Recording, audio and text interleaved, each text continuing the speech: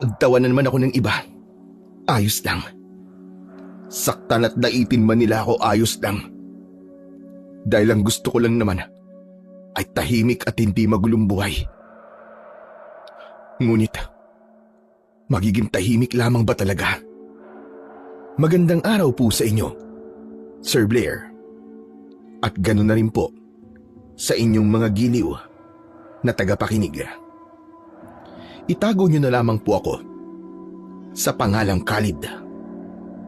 At araw-araw po akong naghihintay ng mga bago niyong upload sa inyong mga YouTube channel na The Voice Addict at mga kwento ni Apong Isaac.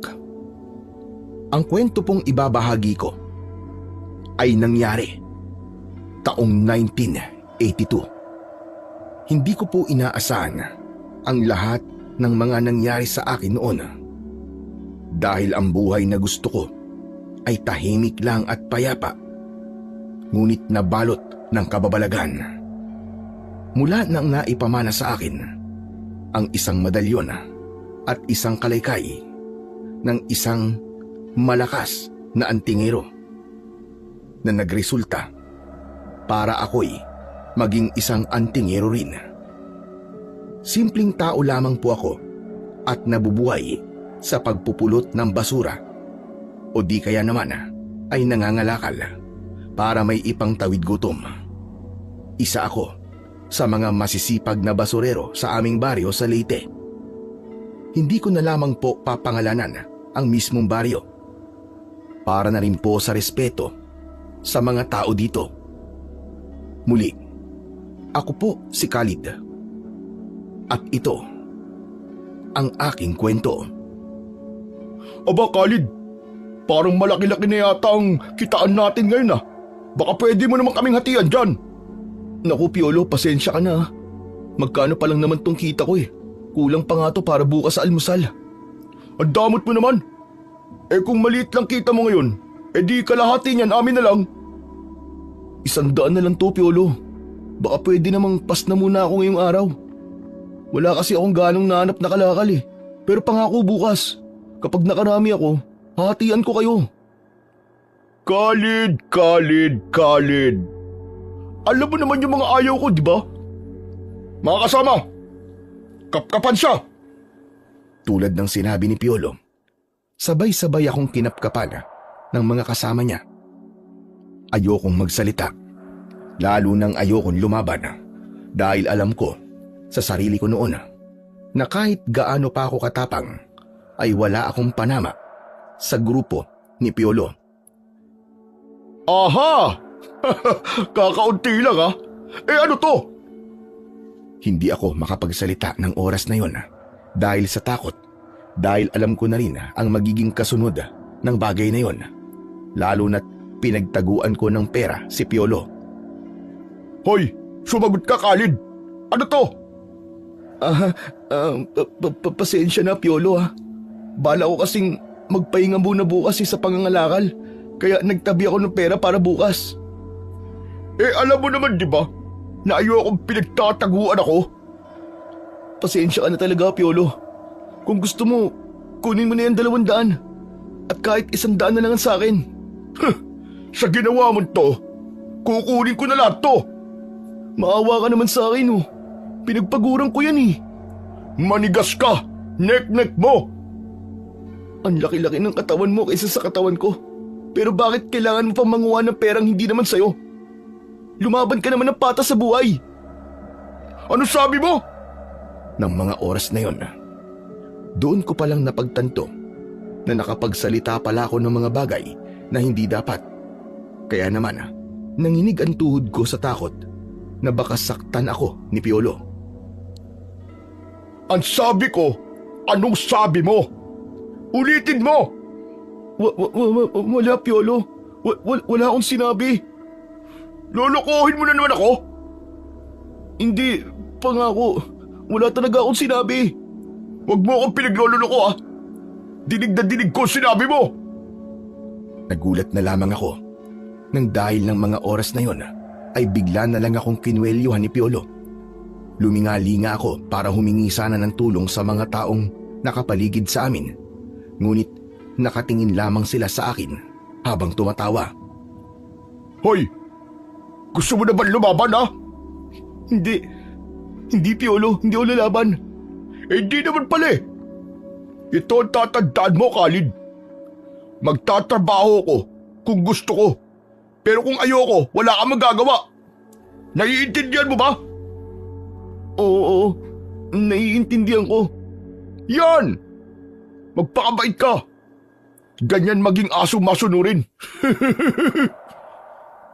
Matapos sabihin yun ni Piolo, akma na sana siyang aalis. Ngunit dumating ang kaibigan kong si Celestine at biglang hinablot ang pera sa kamay ni Piolo. Siraulo tong babaeng to ah. Naghanap ka ba ng sakit sa katawan ha? Piolo, alam mo ikaw, matagal na ako nagtitimpi sa iyo eh. Hindi ka ba nahihiya? Halos si Khalid na ang bumubuhay sa iyo. Mahiya ka naman sa balat mo. Celestine, huwag ka nang mag-ilam. Hindi natin sila kaya. Isa ka pa, Khalid. Kung tutusin, kaya mo sila eh. Masyado ka mabait. Masyado ka nagpapaalipin sa mga gahamang yan.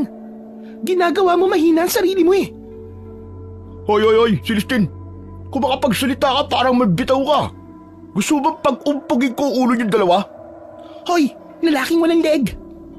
Baka gusto mo bawasan ko yung taba mo sa katawan. Huwag mo akong tinatakot ha. Tama na yan. Ibigay mo na lang yung pera para hindi na umaba pa yung gulo. Sige na. Ayoko. Khalid, pagsabihan mo yung kaibigan mo kilala mo ako magalit. Sige na, Sele. Ibigay mo na. Kikitain ko pa naman ulit yan eh. Yun nga yung pangit eh. Kumikita ka nga ng pera. Hindi naman para sa sarili mo. Hindi ako titigilan ng mga yan eh. Kaya sige na, ibigay mo na lang. Tignan mo, pinagtatawanan na tayo. Tumawa sila hanggang sa maubusan sila ng hininga. Wala akong pakialam sa kanila. Halika na, huwag mo na lang silang pansinin. Lalo na yung Piolo na yan. Hindi na nahiya. Nang dahil sa'yo, nanaba siya ng ganyan. Abat! Nang mga oras na yon, ay hinila na ako ng kaibigan kong si Celestine. Si Sele po ay ang pinakamatalik kong kaibigan at kapwa kong nabubuhay lamang sa pagbabasura. Ngunit ang kaibahan namin ay matapang siya at matalino. Bakit mo naman ginawa yun, Sele? Mali yun. Siguradong re-rees baka nila ako. Mali? Anong mali sa pinaglaban ko lang naman yung karapatan ng kaibigan ko? Sige nga. Pero kasi Sele, siguradong mas lalaki lang yung gulo sa pagitan namin ni Piolo at ng mga aso niya. Ay nako, alam mo Khalid, kung patuloy ka magiging ganyan, lahat ng tao talagang pagtatawanan ka. Dahil kahit sarili mo lang, hindi mo may pagtanggol. Ayos lang naman sa akin yun eh. Dahil sanay na akong pagtawanan ako. Pero paano kung pati ikaw madamay ka? Huwag mo akong isipin, dahil kaya kong sarili ko. Eh ikaw, baka kahit bugbugin ka nila doon, eh wala kang gagawin, hindi ka lalaban. Mahirap na kasing lumaban pa eh. Eh nung laban ko doon, ang lalaki ng tao ni Piolo. Sinabi ko naman kasi sa iyo eh. Isumbong mo na sila kay Kapitan. Ayoko, Sele. Tama na nga. Ang mabuti pa kumain na lamang tayo. Total naman eh, nabawi mo yung pera ko doon kay Piolo. Sagot na kita. Ano, tara? Hindi ko tatanggihan yan. Kanina pa din talaga kumakalaman sikmura ko eh. Ano pang hinihintay natin? Tara na dun sa karinderya ni Apong Maming. Masayang tumango ang kaibigan ko ng mga oras na yon. Sabay nun, ang pag-akbay ko sa kanya. Normal na lang sa kanya ang bagay na yon. Dahil mula nung maliliit pa kami, yun na ang ginagawa namin pag masaya kami. At kung tatanungin naman kung nasaan ang mga magulang namin, ay hindi namin alam. Nagkahiwa-hiwalay kasi kami nung panahong nagkaroon ng malaking sunog sa dating baryo na aming tinitirhan. Oh, Sele, pumili ka na. Ano bang gusto mong ulam? Teka, ano ba? O sige, ito na lang sigurong tortang talong. Okay, sige. Ganyan na lang din ang sa akin. Apong Maming, 2 tortang talong nga po tapos tig-2 po kaming kanin. Yun lang ba? Wala na ba kayong ibang gusto? Sabaw na din po, Apong Maming. Hihingi na rin po kami. O siya, sige. Umupo na muna kayo roon. Hintayin nyo na lamang. Nginitian na lamang namin si Apong Maming at umupo sa may bakanting pwesto. Maya-maya lang ay dumating na din ang pinili naming pagkain. At habang kumakain kami, umupo sa tabi namin si Apong Maming. Kumusta naman ang pagkain? Nay, sobrang sarap po. Walang halong biro, ang sarap talaga. Natutuwa naman ako at dito nyo naisipang kumain. Siyempre naman po, Nay. Saan pa po ba kami bibili? Eh di, dito na po sa the best na karinderyang nakainan namin. Mura na, masarap pa. Hay, ang mga bata talagang ito, oo. Binola pa ako. Lumalaki tuloy ang ulo ko. Nay, hindi po kami nambobola. Napakasarap po talaga, Nay. Yung sabaw pa nga lang po Mapapasabi po talaga kami ng sabaw pa lang, ulam na. Lalaki na talaga na gusto ang ulo ko niyan. Dahil dyan, may palibre pa akong kanin at sabaw sa inyo. Dalhin niyo mamaya, para naman kahit papano makatulog ako sa inyo. Naku, salamat po, Nay, ha. Di niyo po kami maririnig na tatanggi. Alam niyo naman po. Tama po. Di na nga po kami tatanggi kasi balak po namin magpahinga ni Selly bukas. Ang hirap po kasi talaga kitain ng pera. Pero pag nagkasakit kami, di naman kami magagamot ng pera. Naiintindihan ko kayo, iha-iho. Kahit nga ako, sa edad ko ito, hindi pa rin ako nagsawang maghanap buhay. Dahil tumataas ang bilihin. Ang hirap din kumita.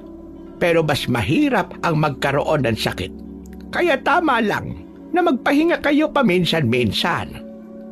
Tama po, Nay. Sobrang hirap po talaga. Kaya paminsan-minsan po talaga nagpapahinga po kami. O siya, tama na yan, iho. Ay siya nga pala. Maiba nga tayo. Kayo ba dalawa magkarelasyon na? Sabay kaming nasamida sa kanin ng itanong yun ni Apong Maming. Nagkatinginan pa kami ng kababata kong si Sele nang itanong yun ni Apong Maming. Nay, hindi po. Magkaibigan lamang po kami ni Sele. Pero kung titignan, abay bagay na bagay kayong dalawa. Matapang na babae at matatakotin na lalaki. Grabe ka naman sa akin, Nay. Aba totoo naman na matatakotin ka.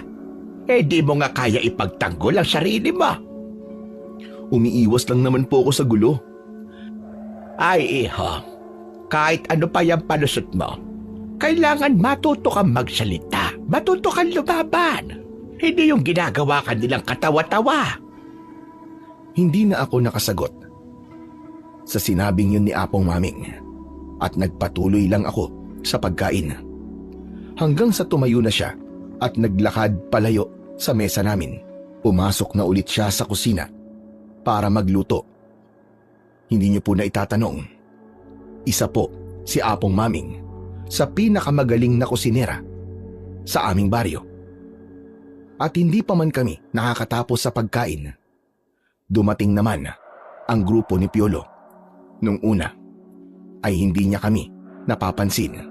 Ngunit nang isigaw ni Apong Maming ang pangalan ko dahil pinapakuha niya ang kanin at sabaw na ibibigay niya, nalaman tuloy na nandoon kami. Ang swerte ko naman ngayon at nakita kita dito. Hoy, libre mo kami, Khalid, ha? Piolo, ano kasi, magkano na lang ang tira sa pera ko Napambili ko na kasi ng pagkain namin ni Celestine. Ang sabihin mo, madamot ka lang. Makapagsabi ka ng madamot. Bakit, Piolo? May pinatago ka bang pera kay Khalid? Para kapag nanghingi ka, ay meron siya kagad may bibigay sa'yo? Hoy, babaeng dalahira. Pwede ba manahimik ka? Kasi kanina pa ako pikon na pikon sa'yo, ha? Paano kung ayoko? Abat, talagang inaasar mo ako, ha? Nagulat na lang ako nang biglang kinuwelyuhan ni Piolo ang kaibigan kong si Sele. Buti na lang at agad na pumagitna si Apong Maming. Sandali, ano ba yan? Wala ka na talagang nire-respeto, Piolo. Kahit saan na lang, gulo ang dala mo. Apong Maming, wala po kayong alam dito ha. Kaya wag po kayo nangingialam. Baka madamay pa kayo sa init ng ulo ko. Aba, ikaw na nga itong nanggugulo. Ikaw pa itong matapang. Kung gusto mo ng gulo, huwag ka dito sa karinderya ko. Umalis kayo dito. At baka hindi ako makapagtimpe. At ipadampot ko pa kayo sa mga tanod. Tara na nga mga kasama. May araw ka din sa akin, matanda ka. Lalo na ikaw, Khalid. Kasama na yung kaibigan mong pinagliis sa inahing manok. Hindi ako natatakot sa'yo. Tama na yan, Sally. Nang mga oras na yon, parang gusto ko na lang mawala na parang bula dahil sa mga tingin sa akin ng mga tao. Alam ko kasi ang iniisip nila na kailangan ko pa ng babae para ipagtanggol ako. Nay, salamat po kanina. At pati na rin po dito, uuwi na po kami. Sa susunod po ulit ha. Walang anuman, iho. Basta pag-isipan mo ang sinabi ko. Minsan kahit sobra pa ang kabaitan mo, kailangan matuto ka rin lumaban. Dahil minsan, ang pagiging mabuting tao mo ang siyang magpapahamak sa iyo. Opo, Nay. Salamat po. Mauna na po kami. Nginitian lamang kami ni Apong Maming habang kami naman ni Sele ay sabay nang naglakad paalis. Sele, ba't parang di ka yata nagsasalita? Wala. Iniisip ko lang yung mga sinabi ni Apong Maming kanina. Parang may malalim na kahulugan eh. Anong ibig mong sabihin? Ang ibig ko lang sabihin, kailan ka kaya matatauhan? At sa mga piling tao ka lang magiging mabuti. Ginagawa ko lang naman yung bagay na yun ha. Hindi magdadala sa akin sa panganib eh. Kasi kapag pumatol pa ako, siguradong hahaba at hahaba lang yung gulo. Hanggang sa hindi na matapos. Ay nako, ewan ko sa'yo. Bigyan mo na kasi ng leksyon, Khalid. Patikimin mo lang ng isang sapak. Yung bang liliko talaga ang leg niya sa lakas ng suntok mo. Alam mo kapag nakatikim siya ng kamao mo, sigurado ako, titigilan ka na niya. Napaka-imposible naman nun, Sele. Kahit kailan, di magtatanda yun, no? Sa bagay, may punto ka. Sele, ang kinakatakot ko lang naman eh. Baka totohanin niya yung pananakot niya kanina. Ayoko naman na madadamay kayo. Dapat kasi di nyo nalang pinatulan yun eh. Ay nako, Khalid, kita mo naman diba? Dahil wala kang ginagawa. Namimihasa sila. Ako naman yung pinagtitripan at pinagtatawanan nila. Dahil kailangan ko pa ng babae para may magtanggol sa akin. Ano naman ngayon? Tumawa lang silang gat gusto nila. Huwag ka magpapapekto sa kanila. Tumahimik na lang ako noon at hindi na kumibo pa hanggang sa nakarating na kami sa kubo ni Sele at doon ko na siya iniwan habang ako naman ay nagpatuloy na hanggang sa nakauwi na rin ako sa kubo ko. Hindi ako mapalagay ng gabing yon. Pakiramdam ko may mga matang nagmamasid sa akin. Kaya naman dahil sa takot ay isinara ko na lang ang mga bintana at pinto ko at pinilit na lang na matulog. Mabilis na lumipas ang gabing yon at nagising na lang ako dahil sa malakas na pagkatok ni Sele. Ano ba yun? Ba't ang aga-aga ang ingay mo? Masamang balita. Kanina kasi pagising ko, agad akong pumunta sa bayan. Kalat sa baryo ngayon. Patay na raw si Apong Maming. Nanlamig ang buong katawan ko noon nang malaman ang masamang balitang daladala ni Sele. Napatitig pa ako sa mga mata ng kaibigan ko na para bang inaalam kung nagsasabi ito ng totoo. Ano ba yung pinagsasasabi mo, Sele? Ang aga-aga. Ang pangit naman ng biro mo. Hindi ako nagbibiro, Khalid. Kalat na ngayon yung balitang yan. At kaya rin ako nandito. Pinapatawag ka ng pamilya ni Apong Maming. Ha? Pero bakit daw? Hindi ko alam eh. Pero sandali. Ano bang kinamatay ni Apong Maming? Nabagsakan siya ng malaking puno At lasog-lasog ang buto niya. Diyos ko, hindi kaya si Piolo ang may gawa nun? Tama ka. Posibleng si Piolo nga. Dahil halos kumatay na siya ng tao kahapon sa mga tingin pa lang niya sa atin. Mamaya na lang natin ituloy ang pag-uusap natin. Magbibihis lang muna ako. Pupunta ako dun sa bahay nila Apong Maming. Sige. Uy, papasok ako ha. May kape ka ba dyan? Meron. Sa lamesa, magtimpla ka na lang. Magbibihis lang ako sandali. Ilang minuto lang ang tinagal ko sa pagpapalit na damit at paglabas ko ay patapos na rin si Sele sa pag-inom ng kape. Ginawa mo bang tubig yung kape? In-straight mo? Kahit sino kayang istraightin to. Paano ba naman yung tubig mo? Malamig pa sa nguso ng pusa. Yun ba? May singaw kasi yung thermos na yan eh. Tsaka napulot ko lang naman yan eh. Mukhang maayos ba kaya inuwi ko. Ay nako, hindi ko man lang na-enjoy yung pagkakape ko. Huwag ka na magreklamo. Ikaw na nga lang itong nakikikape. Tumahimik na lang ang kaibigan ko. Pagkatapos nun, inubos niya na ang natitira pang kape sa tasa. Kaya naman, naglakad na kami. Pagdating namin sa bahay nila Apong Maming, ay tahimik. Sinalubong lang ako ng anak niyang babae at walang sabi-sabi ay iniabot niya sa akin ang isang kalaykay at isang medalyon. Pagkatapos nun ay hindi man lang ito nagsalita at tumalikod na. Teka, ba't niya to binigay? Tapos umalis bigla? Ewan ko, kahit ako di ko rin maintindihan eh. Para saan tong kalaykay at medalyon na to? Obvious ba? Malamang pangkalkal ng basura yan, tapos yung medalyon, di gawin mong kwintas. Aba oo nga no. Pero teka, hindi man lang tayo pinapasok. Bakit parang walang burol? Ang pagkakarinig ko kasi, dadalhin daw ang katawan ni Apong Maming sa syudad, kung saan nakatira yung panganay niyang anak. Ganun ba? Gusto ko pa naman sanang makipaglamay. Napakabait sa atin ni Apong Maming. Wala tayong magagawa, Khalid. Ganyan talaga ang buhay. Una-unahan lang. O tara na. Akala ko pa naman makikita ko sa huling pagkakataon si Apong Maming.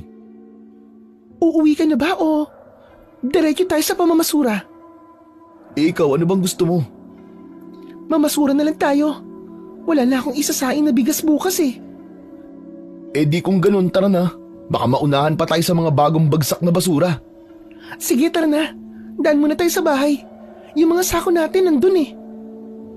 Bit-bit ang kalaykay at medalyon na hindi namin alam na magpapabago pala sa takbo ng aming buhay na may kinalaman sa pagiging antingero ay umalis na kami.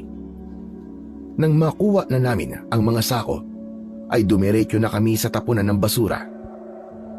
At nadismaya kami dahil naunahan na nga kami.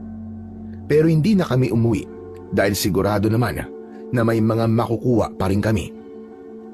Aba, ayos tong kalaykay na to, Celia. Madali ako nakakapagkalkal. Sobra talagang bait ni Apong Maming. Kahit patay na siya, ay natutulungan niya pa rin tayo.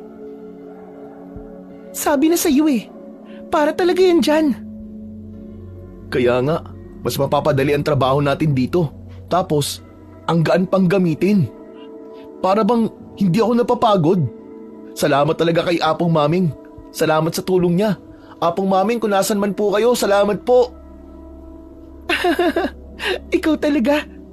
Pahawak nga ako ng kalaykay. Mukhang mabigat eh. Pabuhat nga ako. Inabot ko sa kaibigan ko ang kalaykay na hawak ko. Nagulat kami pareho. Dahil pagkahawak pa lang niya, ay sumubsob kagad siya sa lupa. Napatingin sa akin ang kaibigan ko na may nanlilisik na mga mata. Ikaw talaga. Akala ko ba magaan? Magaan naman talaga.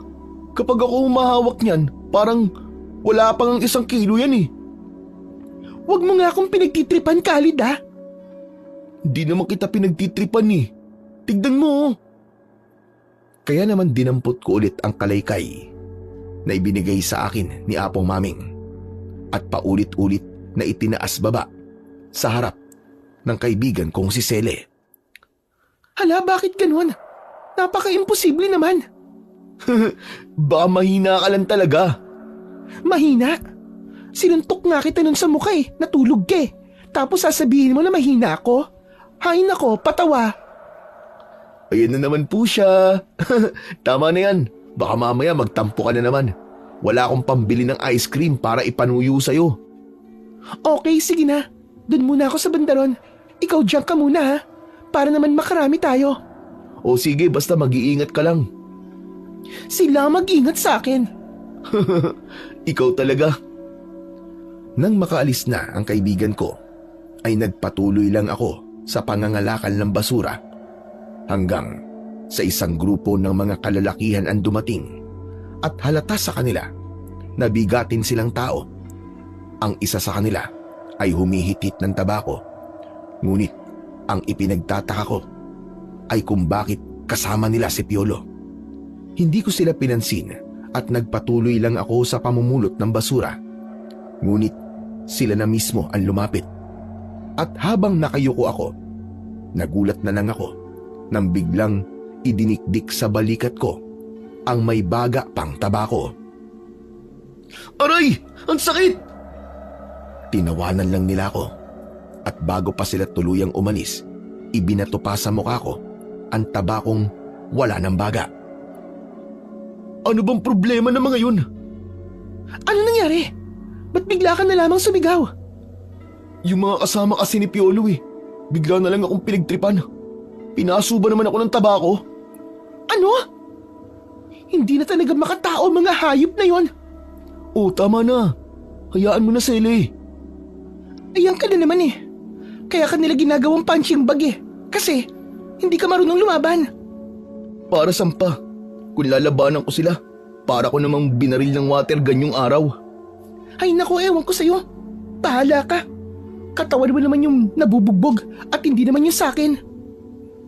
Dahil sa inis, ay bigla na lang umalis ang kaibigan ko habang ako ay naiwang napapakamot na lamang sa ulo. Bakit ba kasi napakalampa ko? Bakit kasi hindi ko kayang ipagtanggol ang sarili ko? Ay nako, nakakainis talaga. Nang lumipas ang ilang oras, ay nagpasya na akong pumunta sa junk shop para ibenta ang mga nakuha kong kalakal. Pagkatapos nun, ay umuwi na din ako. Binalak ko pa sanang dumaan sa bahay ni Sele. Pero, napag-isip-isip ko na baka hanggang sa mga oras na yon ay galit pa rin siya sa akin. Kaya naman dumiretso na lang ako sa pag-uwi. Pagdating ko sa bahay ay nagluto na ako. Pagkatapos ay natulog na. Paglipas ng gabing yon, ay agad na akong pumunta sa pinagtatapunan ng basura para makapag-umpisa. Ngunit hindi ko naman inaasahan ang mga balitang madaratnan ko doon. Oh, Sele, nandiyan ka na pala. Oh, bakit parang tulala ka yata? Grabe na yung nangyayari sa baryo ngayong Khalid. Ha? Bakit? Ano ba nangyari? May mga nakita na namang patay na tao. Kilala sila bilang mga basurero din. Ha? Anong ibig mong sabihin? Ngayon lang ako kinilabutan ng ganito, Khalid. Kasi kanina bago ako pumunta dito, nakiisyoso muna ako doon. Nakita ko yung mga bangkay. Grabe, hindi na maalis sa isip ko. Bakit? Ano ba yun? Kasi, nung kinuha nila yung mga katawan ng tao, para silang papel. Parang mga walang buto. Lusaw na lusaw. Napakaputla din nila. Habang sa bandang ulo naman, ay may malaking butas. At wala na ang utak. Ano? Grabe naman yan. Parang napaka-imposible naman yung sinasabi mo. Sino namang matinong tao ang gagawa nun? Malamang wala. Pero imposible ding tao ang gumawa nun. Ano? Kung hindi tao, ano? Aswang, Khalid. Aswang. Pambira ka. Mas lalo namang imposibleng aswang. Panakot lang ng mga matatanda sa bata yun Paano kung hindi lang sila basta panakot lang? Paano kung talagang totoo sila? At paano kung tama ang hinala ko? aswang nga ang pumatay sa mga taong yun. Magiging ligtas pa kaya tayo? Natahimik ako sa mga tanong na yun ni Sele. Dahil kahit ako ay tinatayuan na rin ng balahibo sa katawan. Tama na nga yan. Mabuti pa magtrabaho na lang tayo. Huwag mo nang isipin yun. Hindi na sumagot ang kaibigan ko. At nagpulot na din siya ng mga basura na pwede pang ibenta. Habang ako naman ay napatingin sa iisang direksyon. At nakita ko doon na nakatingin sa akin si Piolo. Kakaiba ang ngiti niya dahil parang nakabaligtad ang mga labi niya. Sele. Sele, lika. Sele. Magpahinga na muna tayo. Ha? Ba't ang aga naman? Ang konti pa lang na nakukuha ko eh. Hayaan mo na. Sagot ko na yung pagkain mo, basta tara na. Sumunod na lang ang kaibigan ko at pumunta kami sa isang tindahan at doon sumilong. Ibinili ko na rin nang maiinom ang kaibigan ko habang patuloy ko pa rin iniisip ang postura ni Piolo. Sele, may kakaiba kay Piolo. Ha? Ano namang kakaiba sa kanya? Nagmukha na bang anghel? Yung dating mukhang dyablo? Hindi yun. Parang may bago sa kanya ngayon. Kanina kaya ako nagpa siyang magpahinga. Nakita ko siya kanina eh. Nakatingin sa akin, nakangiti. Oh, nakangiti naman pala eh. Pero yung ngiti niya sobrang nakakatakot, promise. Kasi parang nakabaligtad yung labi niya. Tapos, yung ilalim ng mata niya sobrang itim. Parang adik. Baka tama ka. Baka talaga namang nag-a-addict na si Piolo. Hindi naman siya ganun eh. Iba talaga ang pakiramdam ko nung nakita ko siya. Talagang nakakatakot. Hanggang ngayon kinikilibutan pa rin ako. Eh noon ka pa naman takot na takot kay Piolo eh. May pinagbago pa ba? Hindi mo naman kasi ako naiintindihan eh. Sige na nga, didiretsahin na nga kita. Habang tinitignan niya ako kanina, pakiramdam ko, binabalatan niya ako ng buhay eh. Ano ka ba? Huwag kang matakot sa kanya. Yun lang yun. Kasi kapag patuloy kang natatakot sa kanya, gagamitin niya yung bilang kahinaan mo para maging sunod-sunuran ka sa kanya. Kaya tara na, bumalik na tayo doon at sayang ang kikitain natin. Sumunod na lang ako sa kaibigan ko. Kaya pagbalik namin sa tambakan ng basura ay iniwasan ko na lang na magpalinga-linga. Hanggang sa natapos na ako sa pagpupulot ng basura, napuno namin ang tagdalawang sako namin ni Sele. Kaya pagkatapos kong itali ang mga sako ay inupuan ko ito. Maya-maya lang ay tinabihan ako ng kaibigan ko. Ang tahimik mo yata, boy ah. Ano kasi, kinikilabutan pa rin ako sa mga ngitian ni Piolo kanina. Pakiramdam ko tuloy. Winawasak niya ang pagkatao ko eh. Ang OA mo naman, Khalid. At saka bakit ba sobrang takot na takot ka doon? Hindi naman sa takot na takot ako. May bagay kasi sa loob ko na dapat hindi ginagalit yung mga taong tulad niya. Alam mo yun? Naiisip mo lang yan kasi hindi kanya tinatrato ng tama noon. Oo nga no, siguro ganun nga. Pero iba ngayon eh. May kakaiba kasi talaga sa kanya. Basta hindi ko mapaliwanag. Ay nako, hayaan mo na nga lang. Tapos eto pa. May kakaiba din dito eh. Alam mo kasi Sele, muna nang mahawakan ko, ang kalaykay na yan na galing kay Apong Maming. Pakiramdam ko, alam ko ang lahat ng mga bagay na hindi makakabuti sa paligid ko. Ano bang ibig mong sabihin, Khalid ah? May superpower? Yung kalaykay na yan? Ganun ba? Ewan ko pero ganun ba yun? Eh ano pa ba? Basta parang ganun na nga. Ay naku, ano ba yan? Lahat na lang ng imposible na pag-uusapan natin ah. Yung aswang na nabanggit ko kanina. Hindi malayong meron na nga tayo dito sa baryo. At about naman sa kalaykay na yan, hindi natin alam. Baka may nagmamay-ari niyan noon na isang pambihirang tao. Hindi lang natin alam kay Apong Maming. Tulad ng ano? Mga albularyo, manunugis, o di kaya mga antingero. Pambihira. Saan mo naman natutunan ng mga yan? Tsaka, Saan mo ba nakukuha yan? Baka nabasa mo lang sa comics yan eh. Ay nako, ewan ko sa'yo kung ayaw mo maniwala, di wag. Pero wag mo akong pagtawanan ha. Hindi ko sa comics nabasa yan. Sa libro ko nabasa lahat. Nalapulot ko din sa basurahan. At yung mga taong may kakayahan tulad ng mga nabanggit ko ay makapangyarihan, baka kala mo. Alin sa mga yun? Yung kayang pumuksa ng aswang? Ang pagkakaalam ko lahat sila. Pero yung albularyo, may alam lang sila sa pagpapahina. Pero mas magaling pa rin yung manunugis at antingero sa pagpatay ng mga aswang. Grabe, parang astig naman pakinggan yung kwento mo. Astig talaga. Pero alam mo ba na may mga tao din na kayang pumatay ng aswang o tumalo sa 10 batalyon na aswang? Ha? Talaga? Paano? Sabi dun sa libro na nabasa ko, posible lang yon kung napili ka ng isang dating manunugis o antingero na ipagkatiwala ang isang mahalagang bagay na dati nilang ginagamit sa pagkatay sa mga aswang.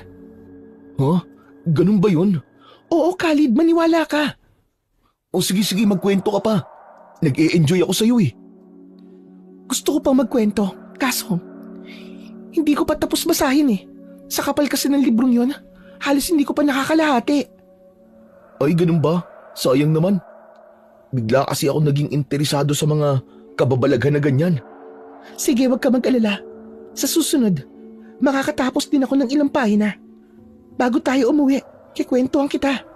Ayos, salamat Sally ah. At least kahit di ako marunong magbasa, nalalaman ko ang lahat dahil sa'yo.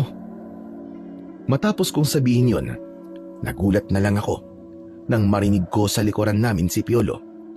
Malamig ang boses nito habang tumatawa.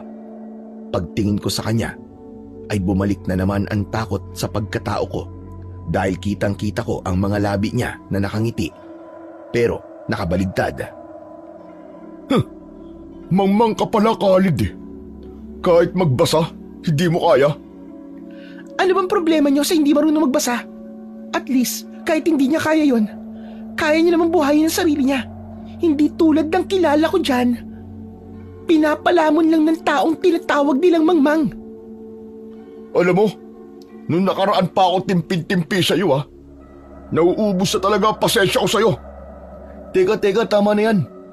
Aalis na lang kami, Piolo. Teka lang, Khalid. Hindi pa ako tapos eh. Piolo, paalisin mo na kami, tama na. Manahimik ka. Tatamaan ka sa akin. At ikaw naman, babaeng matabilang dila. Ulitin mo nga yung sinabi mo kanina. Nabingi ka na ba? Nabalutan na ba ng tabayang tenga mo? Sasabihin ko ulit sa'yo. Pero, padadaliin ko na lang. Yung madali mo maiintindihan. Palamunin ka lang. Patay gutom. Dahil sa inis ni Piolo, hindi na siya nakapagtimpi sa kaibigan ko at nagulat na lang ako nang bigla niyang kinuwelyuan si Sele at akma na sanang susuntukin. Pero nagulat na lamang ako nang hindi ko sinasadyang mahawakan ng kalaykay. Para bang hindi ko na kontrolado ang sarili kong katawan at bigla na lamang humampas ang kalaykay sa kamay ni Piolo na nakahawak sa kwelyo ni Sele. Napasigaw si Piolo sa ginawa kong yon at nanlaki naman ang mga mata ni Sele. Dahil sa unang pagkakataon ay lumaban ako para sa aming dalawa. Hayop ka! Papatayin kita! Papatayin kita, Khalid! Hindi ako nagbibiro. Isusunod kita sa matandang amoy lupa na yun! Ano ka mo? Anong ibig mo sabihin, Piolo? Hindi sumagot si Piolo, pero may isang bagay akong nakita sa kanya. Nakita kong nanlaki ang mga mata niya at ang bunganga niya ay nakabaligtad. Tinignan lang niya ako, ganun rin si Sele. Tinitigan din niya ang hawak kong kalaykay at pagkatapos noon ay nagulat kami dahil sa kabila ng taba niya ay napakabilis niyang tumakbo. Hala, nakita mo ba yun, Sele? Oo naman. Ang saya ko para sa'yo. Nagawa mong saktan si Piolo, tsaka pinagtanggol mo ko. Ikaw hindi mo lang sinasabi. Pero love na love mo pala ako. Sira, hindi yun ano. Pambihira ka. Yung itsura niya bago siya umalis. Nakita mo ba? Lumaki yung mga mata niya. Nagbago din ang forma ng bibig niya. Ay, akala ko naman kung ano. Pero wala naman nagbago sa mukha niya. Yung pa rin tulad ng dati. Yung nakakainis na Piolo pa rin naman. Bakit ganun? Bakit hindi tayo pareho ng nakikita? Kahit sigurado naman ako sa mga nakita ko. Baka gutom ka lang. Ang mabuti pa, tara na. Ibenta na natin itong mga kalakal natin. At nang makabili na tayo ng makakain. Sige, mabuti pa nga. Ay nako, akala ko pa naman kaya niya ako pinagtanggol kasi ayaw niya na masaktan ako. Dahil ano? Pero hindi pala. Sele, may sinasabi ka ba? Wala. Sige, bilisan mo na. Alis na tayo. Nang matapos na namin maibenta ang mga dala naming kalakal, agad kaming pumunta noon ni Sele sa plaza. Kahit napakadusing namin at napakabaho, ay wala kaming pakialam sa sasabihin ng iba. Pagdating namin doon, ay kanya-kanya kami ng pili ng mga bilihin. Kahit nakikita ko sa mga taong nadadaanan namin kung paano kami tawanan. O ano, Sele, nabusog ka ba? Hindi lang busog, kundi busog na busog. Uy, thank you ha. Kahit may pera pa naman ako, sinagot mo pa rin pati pagkain ko. Ikaw pa ba? Malakas ka sa akin eh. Ay sus! Pero, nakaka-proud talaga yung ginawa mo kanina ha. Salamat uli.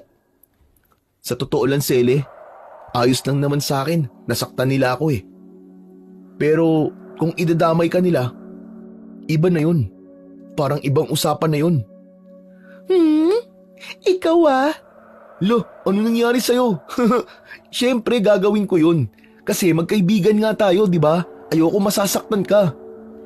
Ay oo nga pala. Magkaibigan lang. Tsaka Sele, sa totoo lang, ayos lang talaga sa akin na apihin ako, tawanan ako. Wala naman sa akin yun eh. Pero, napapag-isip-isip ko rin na parang tama ka. Hay nako, buti naman at natatauhan ka na. Tama yan. Huwag kang magpapaapi. Kung anong gawin nila sa'yo, gumanti ka. Hindi ka naman nabuhay para bugbugin lang nila. Tama ka. Oras na rin siguro para baguhin lahat ng nakasanayan nila. Hindi ko alam, Sir Blair, kung saan ko noon nakukuha ang lakas ng loob ko para sabihin yun. Dahil mula nang maging akin ang kalaykay ni Apong Maming, parang mas lumakas ang loob ko. Napansin ko rin na luminaw ang paningin ko at mas lalong lumakas ang pandinig ko. At may lakas ako ng loob na kahit kailan ay hindi ko pa naramdaman. Magdidilim na, Sele. Tara na, umuwi na tayo. Oo, mabuti pa nga. Maya-maya lang yan eh, malamig na. At sabay na nga kaming naglakad noon pauwi. At habang naglalakad kami, unti-unti na ngang nilalamon ng dilim ang araw. Kaya naman, mas binilisan pa namin ang paglalakad. Parang napakakaiba ng kakahuyan ngayon ano? Kinikilabutan ako, Khalid. Bakit? Ano bang meron? Parang may mga mata kasing nakamasid sa atin eh. Parang anumang oras, susugurin tayo at kakainin. Ang tapang mo kina Piolo ha? Pero sa ganyan natatakot ka? Aba, malay ko bang aswang yan? Eh yung kumag na yun, kaya ko pa yung suntukin eh. Pero yung aswang, aba, ibang usapan yun. Wala akong laban doon. Eh nandito naman ako eh. Di naman kita pababayaan. Pangako mo yan ha? Oo, kaya wag kang matakot. Eh paano? Kung sa bahay ka na lang muna. Ha? Bakit naman? Eh yun nga, natatakot kasi ako, Khalid. May pakiramdam ako na may masamang mangyayari ngayong gabi. Pwede ba yun? Oo naman, pwedeng pwede. Ayun, tamang-tama.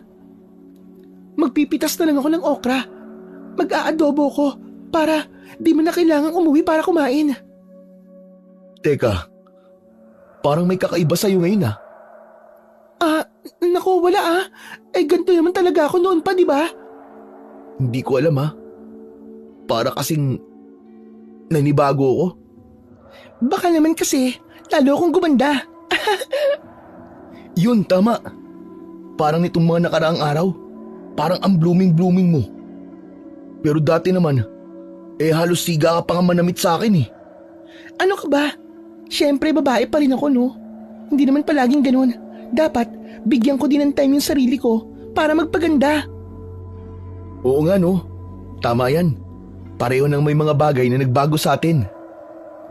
Nagngitian na lang kami matapos kong sabihin ang mga bagay na yon.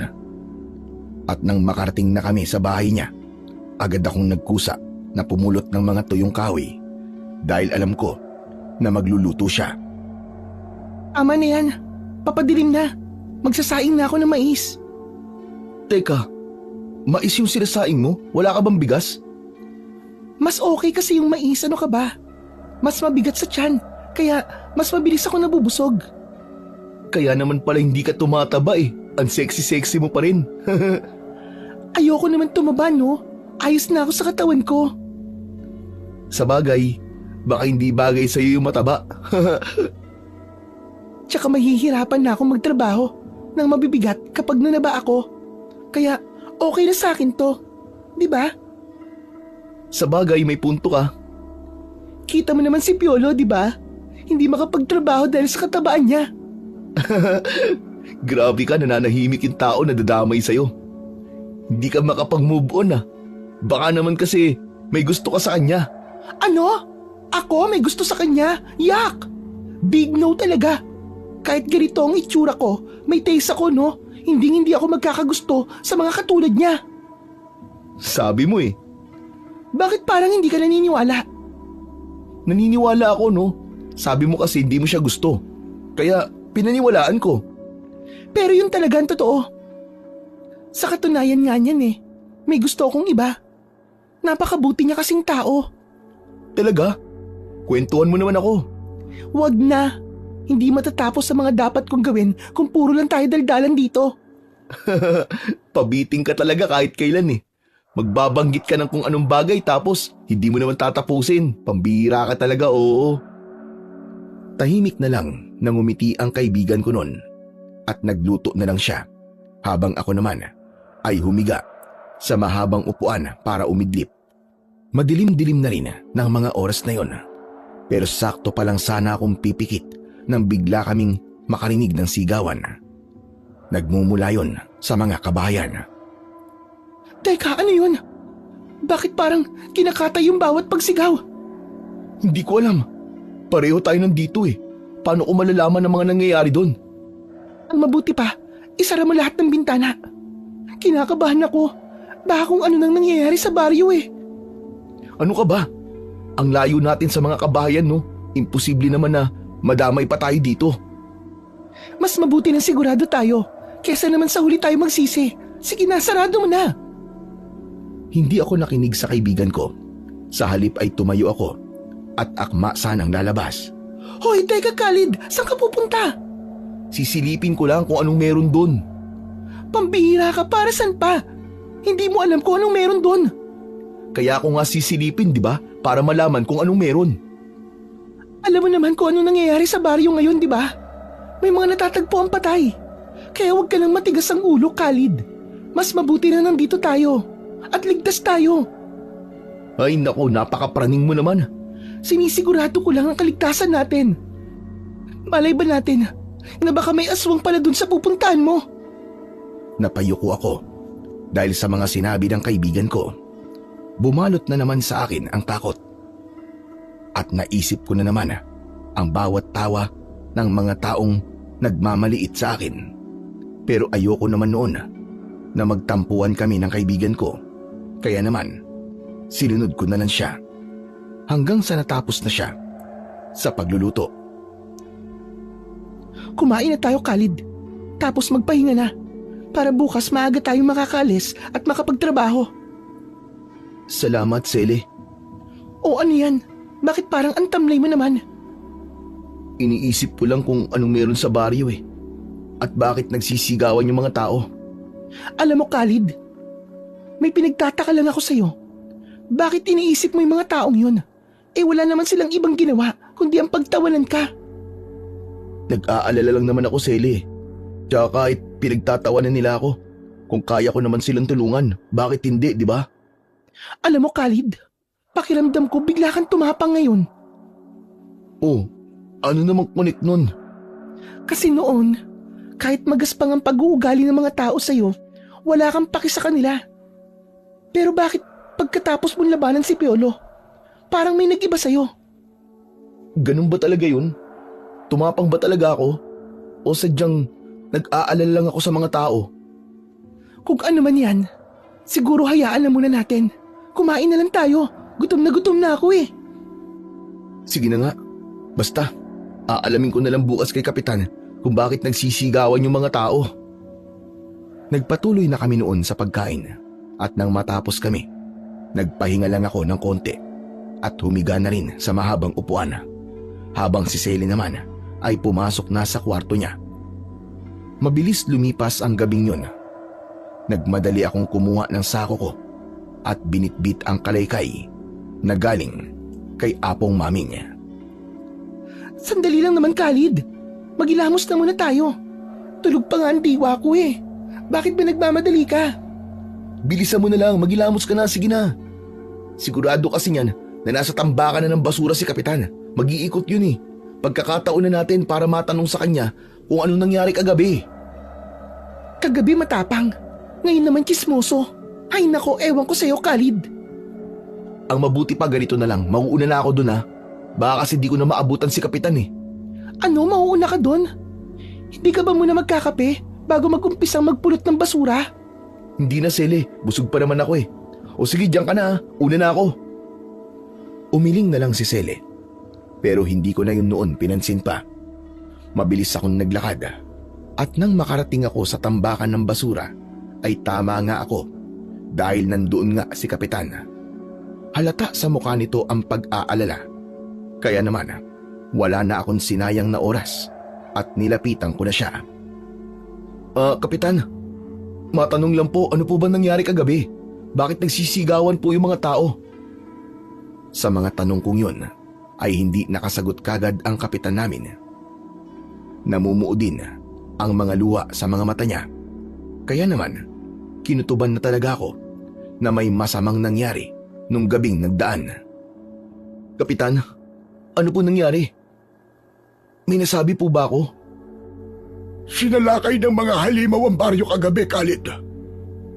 Pati ang pamilya ko. Nadamay sa pagpatay. Ha? Teka, Kapitan. Ano pong ibig niyo sabihin? Mahirap bang maintindihan ang sinabi ko? Namatay ang mga kaanak ko dahil sa mga halimaw. At hindi lang yun. Dahil madami rin ang mga namatay sa mga tao sa baryo. Pasensya na po, Kapitan. Hayaan mo na. Hindi naman natin na may babalik. Pero kailangan natin maganda. Dahil alam kong hindi yun ang huling beses na pagsalakay nila. Kapitan, gusto ko pong tumulong. Pagkasabi ko ng bagay na yun, tumahimik ang lahat. Ganon din si Kapitan. At napatingin silang lahat sa akin. Maya-maya lang ay nagtawanan ang mga kasama ni Kapitan at nagsalita pa ang isa sa kanila na wala naman daw akong matutulong dahil wala naman daw akong ibang alam kundi ang magbasura. Seryoso po ako sa sinabi ko. Tutulong po ako sa abot na makakaya ko. Kayo magtawanan, tumahimik kayo. Wala kayong karapatan na maliitin si Khalid dahil lang sa alam nyo na namamasura lang siya. Sige Khalid, iyo. Tatanggapin ko ang pagkukusa mo sa pagtulong. Salamat po, Kapitan. Asahan niyo pong gagawin ko po ang lahat para makatulong po sa inyo. Hindi ko po kayo bibiguin. Aasahan ko rin yan, Khalid. O siya, sige na. Mauna na kami.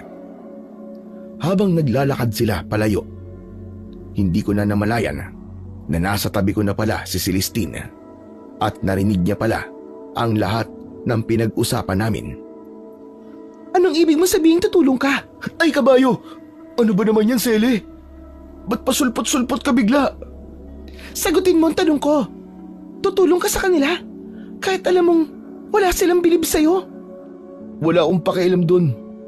Kahit pagtawanan pa nila ako at wala silang tiwala sa akin. Ang mahalaga lang naman sa akin ay ang makatulong. Nakita mo naman 'di ba kung paano kanila pagtawanan?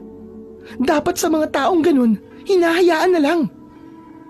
Tulad ng pagpapabaya ko nung maliit ako. Kahit alam ko naman na pwede kong hanapin sila nanay, hindi ko ginawa, ganun ba? Hindi naman sa ganun, Khalid. Halimaw daw ang sumasalakay eh. Anong laban mo sa mga yun? Oh, di lumalabas ngayon na ikaw tong walang tiwala sa kaya kong gawin. Khalid, ano ka ba? Mali naman yung iniisip mo eh. Paano kung mapahamak ka? Hindi mo alam kung anong kayang gawin ng mga halimaw na yon. Sele, ayokong may mga pamilyang matutulad pa sa akin. Ayokong may maulila ulit. O sige Khalid, kung yan ang gusto mo. Pero sige, paano mo sila lalabanan? Hindi sa lahat ng oras kailangan ko matakot. Alam kong may paraan para matalo sila. Kaya kung kaya ko, gagawin ko. At sa pagkakataong to, hindi ko hahayaang balutin pa ulit ako ng takot. Pero paano nga kung mapahamak ka, Khalid? Paano ako? Ikaw na lang ang pamilyang meron ako. Hindi ako mapapahamak, Celestine. Gagabayan ako ng Diyos, maniwala ka. At alam kong hindi niya ako pababayaan. Tulad nun, nahimala akong nakaligtas sa sunog. Kaya ko to. Kung hindi man, kakayanin ko pa rin para sa mga tao sa baryo. Hindi ko na alam, Khalid, kung ano ba dapat kong gawin sa'yo. Ang tigas ng ulo mo. Ano ba dapat ang gagawin mo sa akin? Wala naman, di ba? Noon gusto mo akong maging matapang at labanan ng takot ko. Eto na yun, Sele. Eto na yun. Pero hindi naman sa ganitong paraan, Khalid. Sobrang mapanganib ng gagawin mo eh. Malay mo bang aswang pala ang mga kalaban nyo? Pues lalabanan ko pa rin sila. Dahil wala silang karapatan para pumatay ng mga inosenteng tao. Tama na nga tong pag-uusap na to, Sele. Maghanap na tayo ng mga kalakal. Hindi na kumibo ang kaibigan ko. At tahimik niya na lang na ginawa ang mga dapat niyang gawin. Habang ako naman ay hindi mapalagay noon. Dahil kahit sinabi ko na matapang na ako, may bagay sa loob ko na takot ako. At dahil sa mga sinabi ko sa kaibigan ko, ay hindi na niya ako kinausap hanggang sa umabot ang tanghali. Tahimik pa rin siya. Sinubukan ko naman na kausapin siya, pero hindi niya ako pinapansin. Kaya naman, hindi ko na siya pinilit na abalahin pa at nagpasya na akong ibenta na kagad ang mga kalakal na nakuha ko at dumiretso na ako sa plaza para doon bumili ng lutong ulam. Pagdating ko doon ay napakaraming tao. Ang iba ay naririnig ko pang nag-iiyakan. Kaya naman lumapit ako at nakita ko doon ang mga katawan ng mga taong naging biktima ng mga aswang, nakahilera at kinukuha ng mga pamilyang namatayan. At isa na nga doon ang pamilya ni Kapitan.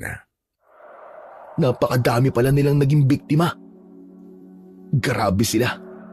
Napakademonyo nila. Bakit nila to ginawa?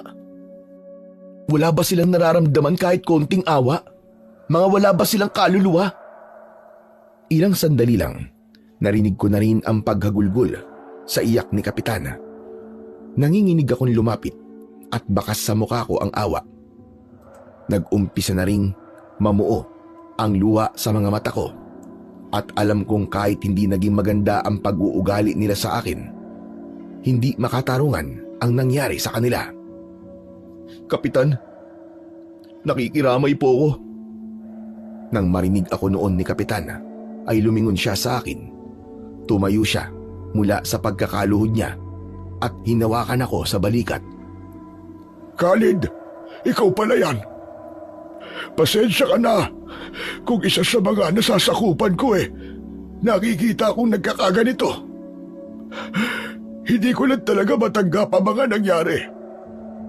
Hindi ko kasi akalain sa isang iglap lang ay magiging mag-isa na lamang ako sa buhay. Naiintindihan ko po kayo, Kapitan. Alam ko po ang pakiramdam ng maulila. Pero kailangan niyo pong lakasan ang loob niyo. Dahil sarili niyo na lang po ang kasama niyo ngayon. Alam mo, Khalid, hindi ko akalaing napakabuti mo pala talaga. Kahit na alam mong naging masama kami sa'yo, pinagtatawanan at inaalipusta ka namin. Pero nandito ka pa rin para makiramay. Alam ko po kasi yung pakiramdam ng mawalan ng pamilya, Kapitan. Masakit pero kailangan pong tanggapin. Kaya dapat po kayo, Kapitan, lakasan niyo din po ang loob niyo. Kailangan magbayad ng mga halimaw na yun. Alam ko, iyo. At para sa pamilya ko, gagawin ko ang lahat para makamit ang hustisya na para sa kanila. At nandito lang po ako, Kapitan. Nandito po ako para tumulong. Gagawin ko po ang lahat. Mapuksa lamang po ang mga anay na sumira ng masasayang pamilya.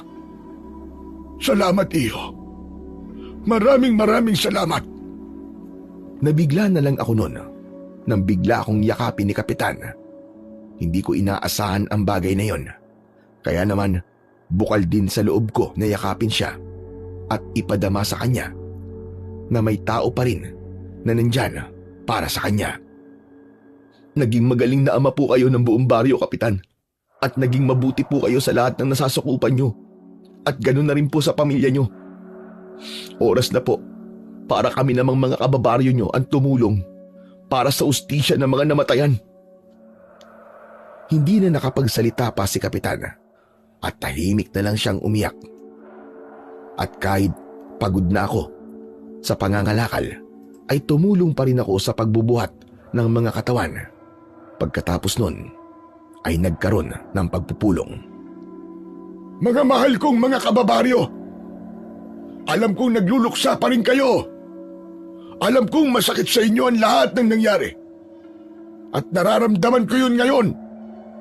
Ramdam na ramdam. Gusto ko sanang sabihin sa inyo na kailangan nating magtulungan para na rin sa kaligtasan natin o ng mga batang hindi nadamay sa pagsalakay ng mga halimaw kagabi. Gusto kong lahat ng mga kababaihan at mga bata ay mailikas sa ligtas na lugar. Ang mga lalaki naman, nasa sa inyo na kung gusto nyo lumaban. Wala itong pilitan. Walang nagsalita sa mga sinabi niyo ni Kapitan dahil ramdam ko ang takot sa mga tao.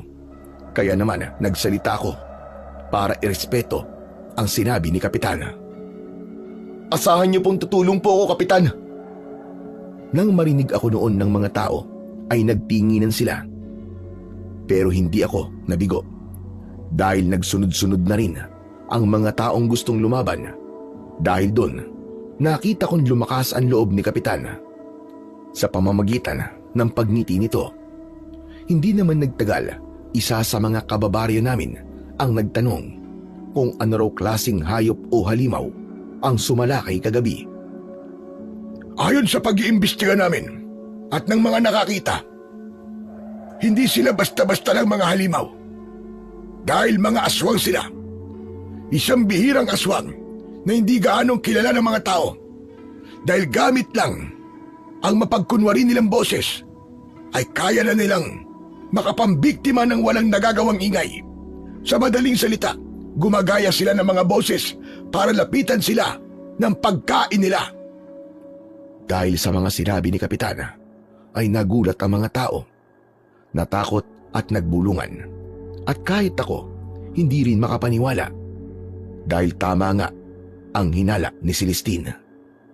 Kaya nang matapos ang pagpupulong, agad na rin akong sumibat para pumunta sa bahay ni Cele. Sele, pakiusap naman o kausapin mo na ako. May kailangan ka kasing malaman eh. Sele, sige na naman. Ayaw mo nga makinig sa akin, di ba? Kaya anong dahilan para makinig ako sa'yo? Dahil tama ang mga hinala mo. Aswang nga ang mga kalaban natin. Aswang ang mga pumapatay.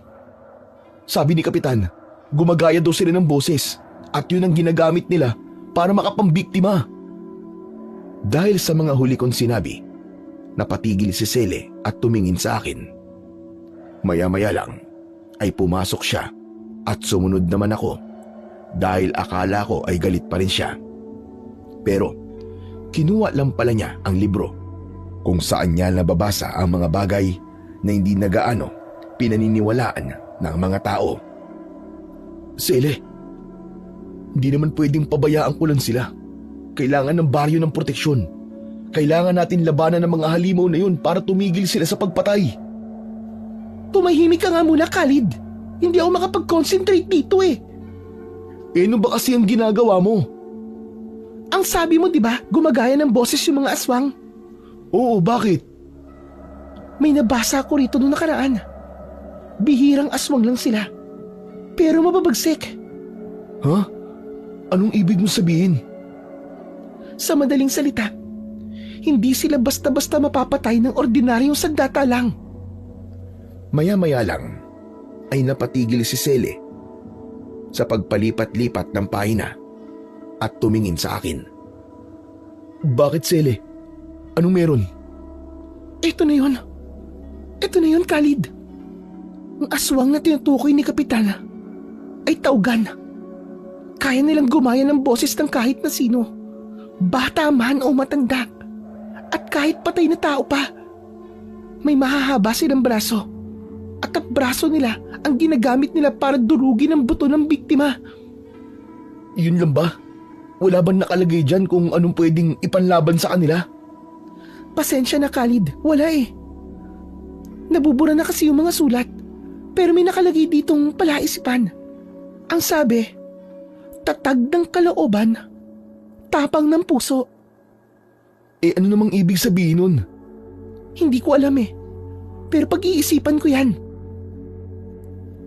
Sele, hindi ka na ba galit? Hindi na. Pero sa isang kondisyon. Ano na namang kondisyon? Sabihin mo na. Sasama ako sa pakikipaglaban sa mga aswang. Sige, yun lang naman pala eh. Ay, ano ka mo? Hindi. Hindi pa pwede. Hindi ko papayagan yan. Sabi ni Kapitan, ang mga babae daw kailangan lumikas at ang mga lalaki lang daw ang dapat na makipaglaban. Ayoko. Sasama ako. Hindi lang naman mga lalaki yung may kakayahan lumaban ah. Kung kaya nyo, kaya din namin mga babae. Pero Sele, hindi sa ganito. Mapanganib to eh, mga aswang yun eh. Kung ikaw nga eh, ayaw mo magpabawal, ganun din ako. Buo na ang desisyon ko. Sasama ako sa ayaw at sa gusto mo. Sele naman. Diyos ko naman oh, ibang usapan to Sele. Ikaw na mismo ang nakabasa kung anong klaseng halimaw ang haharapin natin. Eh ano naman ngayon? Kung kaya mo, kaya ko rin. Period. Napahawak na lang ako sa ulo ko dahil hindi ko inaasahan ang pagbaligtad ng sitwasyon. Dahil kung nung una ay ako ang ayaw payagan ni Sele, ngayon ako naman itong hindi siya mabawalan. Nang matapos ang usaping yun ay bumalik na ako sa baryo kasama si Sele. Dediretso kami sa bahay ni Kapitan. Pero nadaanan namin ang anak ni Apong Maming at hindi ko napigilan ang sarili kong tawagin ito para tanungin ang tungkol sa kalaykay at medalyon. Sandali lang po. Gusto ko lang po malinawan tungkol po doon sa kalaykay. Ano po bang meron doon? Bakit niyo po binigay sa akin yun? Tinignan ako ng anak ni Apong Maming. Napansin ko sa mga mata niya ang halo-halong emosyon. Hanggang sa nabalot sa amin ang katahimikan na binasag lang ni Sele. Tao po, magtititigan na lang ba kayo? Dahil doon ay nabalik ako sa katauhan ko at inaasahang magsasalita na ang anak ni Apong Maming. Pero nagulat ako nang hawakan niya ako sa braso at doon parang may mga bagay akong nakita sa isip ko na hindi ko maintindihan. At nang bitiwan niya ako, para ba akong pagod na pagod dahil bigla na lang akong hiningal at umalis na rin ang taong nasa harap namin. Hindi ko pa rin nakukuha ang sagot na gusto kong marinig. Hoy, okay ka lang ba, Khalid? Oo. Ayos lang ako. Eh bakit parang tulala ka?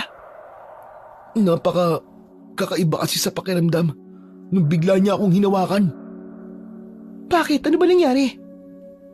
Nung hinawakan niya ako sa braso ko, may mga bagay na pumasok sa isip ko. Pero hindi ko pa rin naiintindihan na maayos eh. Pero yung kalaykay tsaka yung medalyon, pakiramdam ko, makakatulong yun sa laban. Diyos ko, ewan ko sa'yo. Ano namang magagawa ng makalawang nakalaykay na yun at ng medalyon? Baka tumalbog lang yun sa balat ng aswang eh. Hindi ko alam ha. Pero yun ang sinasabi ng pakiramdam ko eh. Para bang ibinigay talaga yun ni Apong Maming para makatulong. Pero nasan ba yung kalaykay mo?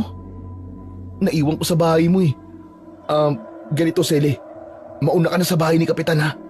Sabihin mong dapat nang makali ka sa mga tao. At ako naman, babalik ako sa bahay mo. Kukunin ko lang yung kalaykay. O sige. Magkita na lang tayo sa bahay ni Kapitan. Mag-iingat ka. Pagkatapos nun ay mabilis akong naglakad pabalik sa bahay ni Sele. Pagdating ko doon, agad kong kinuha ang kalaykay. At dahil palubog na rin ang araw nun, ay naglakad na ako papunta sa bahay ni Kapitana. Ngunit hindi pa man ako tuluyang nakakalayo sa bahay ni Sele, ay tinambangan na ako ng grupo ni na Piolo. Khalid. Akala mo yata'y palalampasin ko yung ginawa mo sa akin noong nakaraan. Piolo naman, may gulo pa sa baryo natin. Pwede bang iisang tabi mo muna yung galit mo sa akin at tumulong ka na lang para naman magkaroon ka ng silbi sa baryo? Nagpapatawa ka ba? Masaya nga yun eh. Nagkakagulo na sa baryo, tapos papatayin pa kita. Eh di mas lalong masaya. Kung akala mo'y natatakot pa ako sa'yo, pati dyan sa mga buntot mong palaging nakasunod sa'yo, nagkakamali ka. Aba, tumatapang ka na pala ngayon ah. Hindi na ako magtataka. Hawak mo ng mahiwagang kalaykay ni Apong Maming eh, na dating mahusay, na antingero at manunugis ng mga aswang. Ano? Antingero? Manunugis? Anong ibig mong sabihin? Talaga nang wala ka palang alam ano? Akala siguro ng matandang antingero na yun na kapag ipinamana niya sa iba ang kalaykay niya, ay matatalo niya na kami. Doon siya nagkakamali. Dahil sa isang inutil niya, ipinamana ang kalaykay. Pwede ba, Piolo? Diretsahin mo na lang ako. O sige, sasabihin ko na sa'yo. Total mamamatay ka na rin naman eh. Ang matandang yon, alam niyang mga aswang kami. At dahil matanda na siya, hindi niya na kami kayang labanan. Kaya namatay siya nang dahil sa pagod. Teka, aswang ka? Oo, Khalid. Aswang kami. At kami din ang dahilan ng pagkamatay ng dating antingero na si Apong Maming. Hayop ka. Pinagmamalaki mo pa na kayo ang dahilan ng pagkamatay niya. Halimaw ka. Halimaw! Halimaw na akong halimaw. Pero wala naman kayong magagawa eh. Dahil kahit antingero ka na sa pamamagitan ng medalyon mo at ng kalaykay, at may kapangyarihan ka na para mapatay kami, ay hindi nyo pa rin kami kakayanin. Lalo na ang pinuno namin. Kaya ngayon pa lang ay lumuhod ka na at magbakaawa. At baka maawa pa ako kahit konti at hindi kita patayin. Demonyo ka, Piolo. Hindi ka karapat-dapat luran.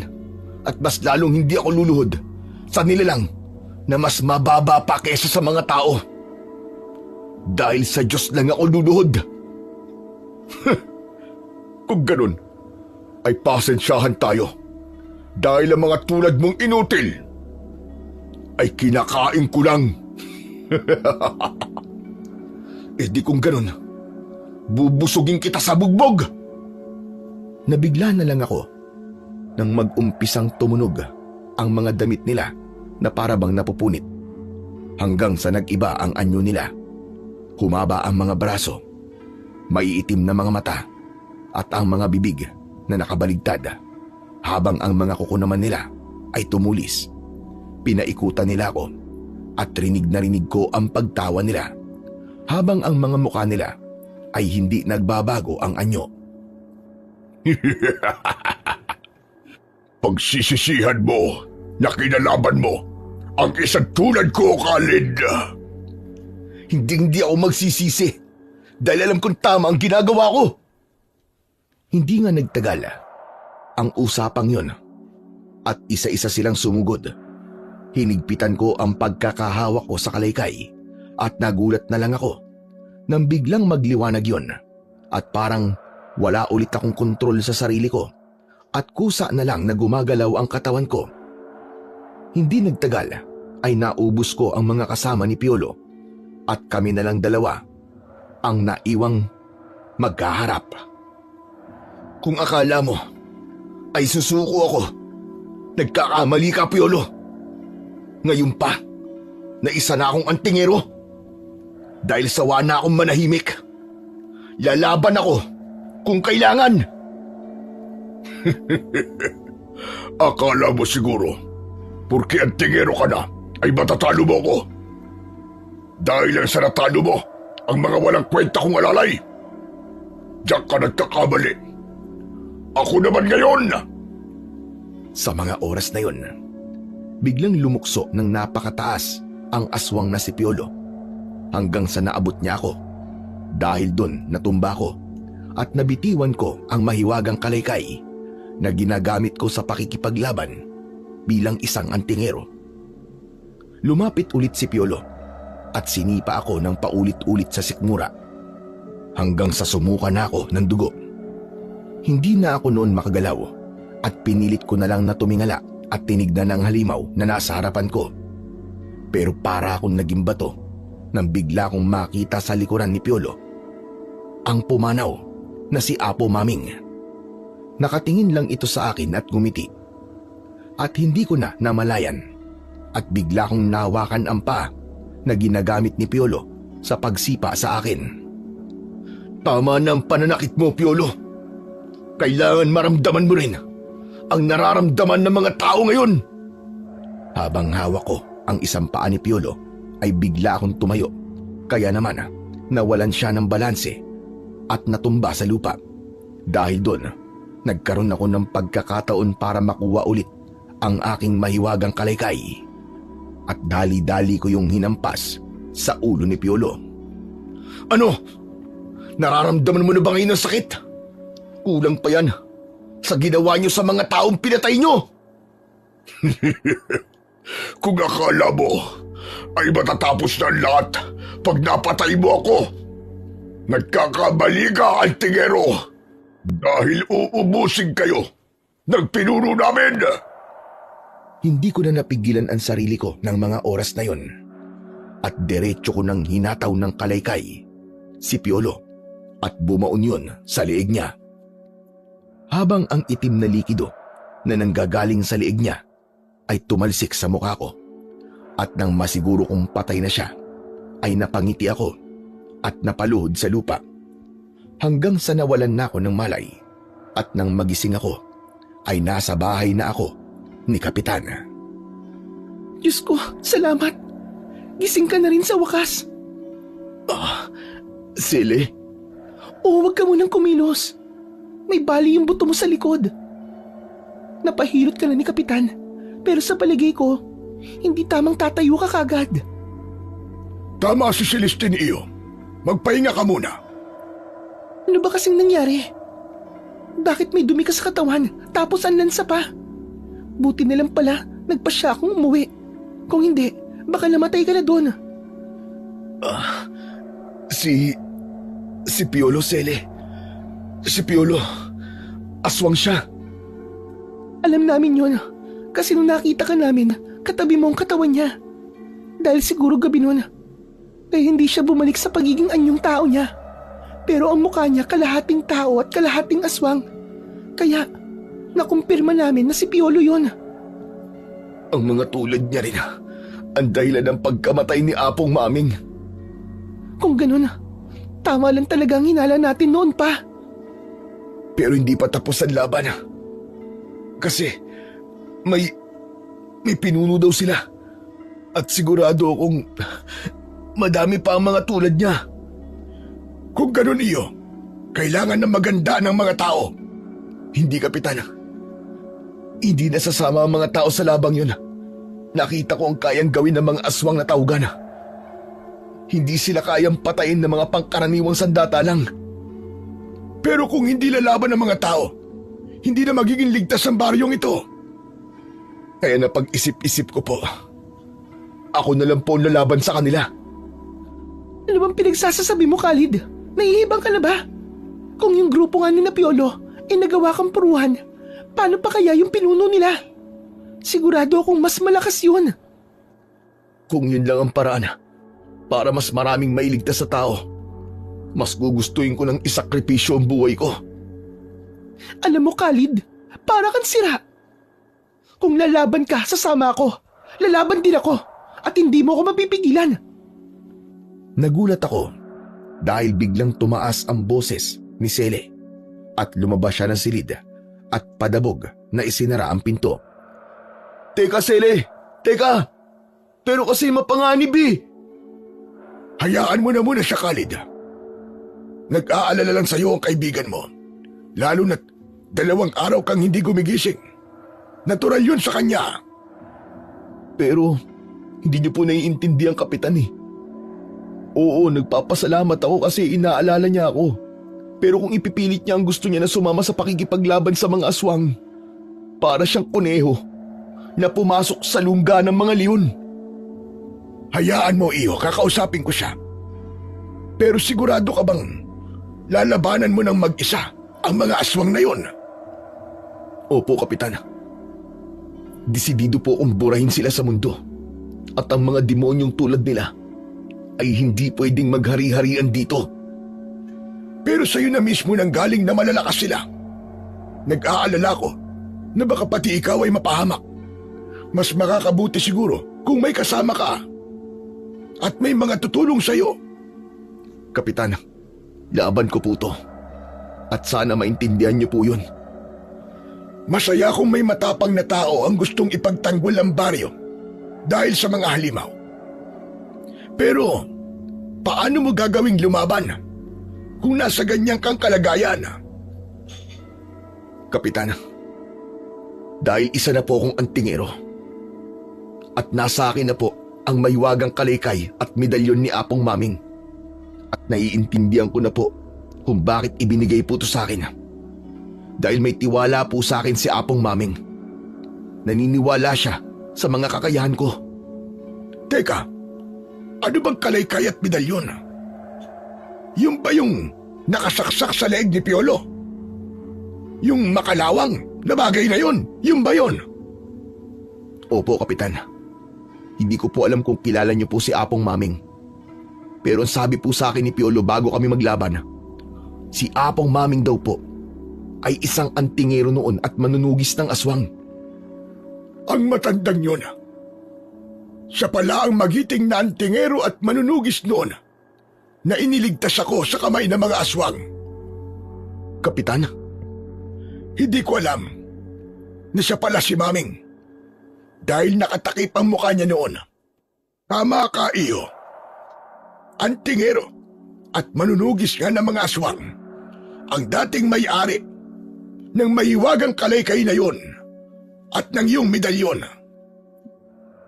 Ibig niyo pong sabihin, dati na pong may aswang sa baryo, ganun po ba, Kapitan? Oo, Khalid. Binata pa lang ako noon.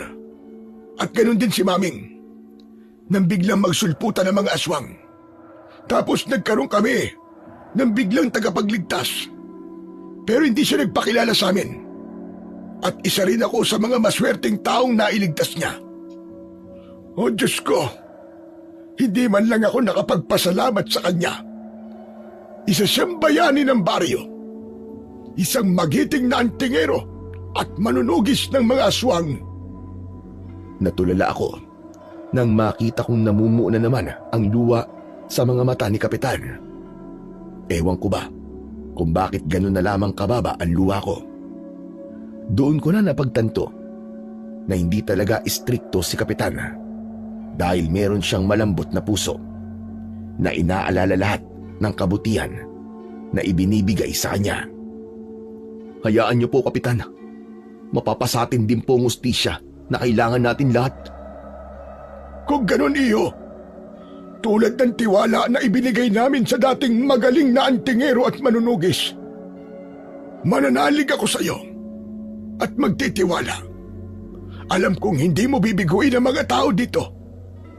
Nasa iyo na ang kaligtasan naming lahat. Binatang antingero. Niyakap ko si Kapitana at ganun din ang ginawa niya sa akin noon. Madilim na rin ng mga oras na yon, kaya napagpasyahan ni Kapitan na magluto na. Pero bago pa man siya pumasok sa kusina, isang tanod ang sugatang pumasok sa bahay niya. Nagulat kami at agad siyang tinanong.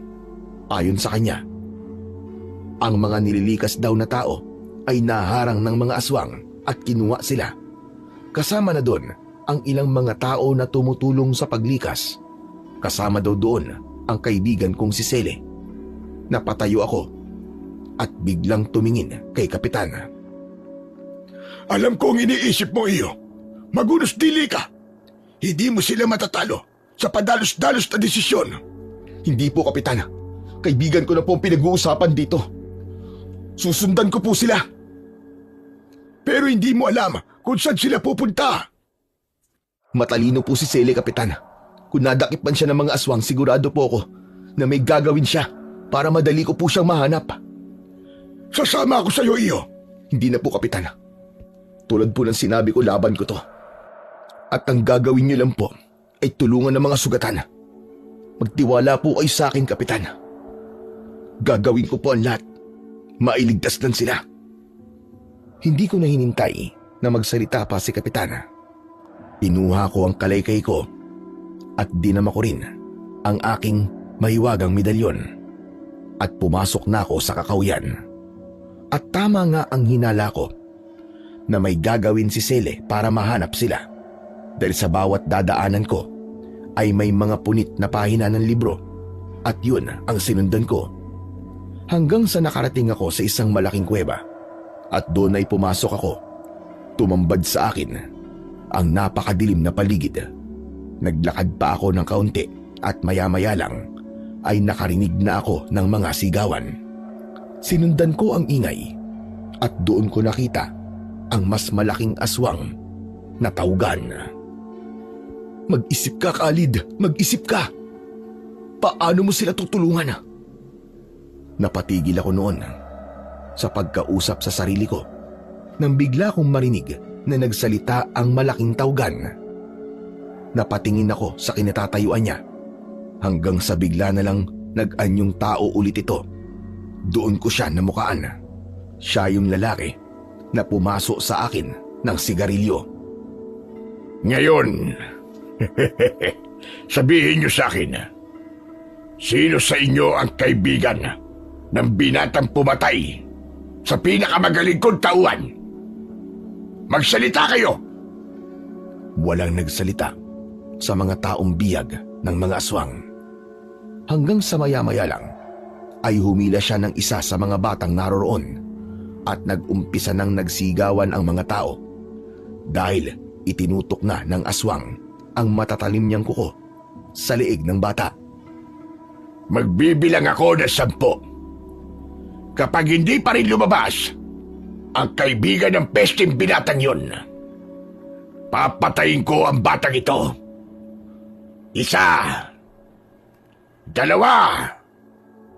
3. Akma na sanang tatayo si Sele ng mga oras na yon, pero naunahan ko siya. Lumabas ako sa dilim at humarap sa pinuno ng mga aswang na tawgan. Itigil mo yan! Hindi ka ba naawa sa bata? Bakit pati sila dinadamay mo? Nagpakita na rin ang ipis na sagabal sa mga plano ko. Ano ba talaga kailangan mong demonyo ka? Bakit mo kailangan manakit at pumatay? Wala lang. Gusto ko lang naman palabasin ang taong nagmana sa kalaykay at medalyon ng dati kong mortal na kaaway. At ikaw pala yun, binata.